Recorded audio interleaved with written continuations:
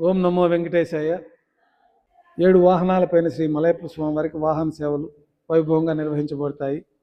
ఈ రథసప్తమి పర్వదినం రోజున స్వామివారికి మూలమూర్తికి విశేష వజ్రాభరణాలతో అలంకరణలో స్వామివారి దర్శనమిస్తారు.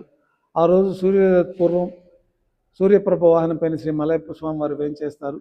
4 తిరువీధులు ఉత్సవం జరుపుకుంటూ ఉత్తరమాడ వీధికి శ్రీ మలయప్ప స్వామివారు చేరుకుంటారు. అక్కడ సూర్యోదయం అయిన తర్వాత సూర్య భగవానుడికి శ్రీ మలయప్ప స్వామివారి దర్శనం అనంతరం వాహన మండపానికి చేరుకుంటారు.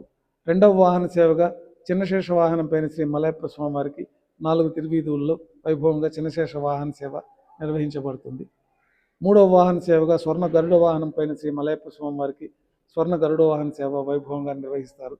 4వ వాహన సేవగా హనుమంత వాహనంపైన శ్రీ మలయప్ప స్వామివారికి 4 తిరువీధుల్లో హనుమంత వాహన సేవ కూడా వైభవంగా నిర్వహించడం జరుగుతుంది.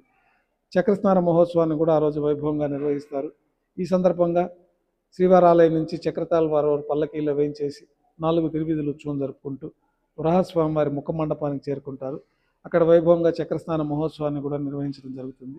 అనంతరం మాధ్యాహ్నిక ఆరాధనలు పూర్తయిన తర్వాత కల్పవృక్ష వాహనం పైన ఉభయ దేవేలతో శ్రీ మలయప్ప స్వామివారికి 4 తిరువీధులు ఉత్సవం జరుగుతుంది.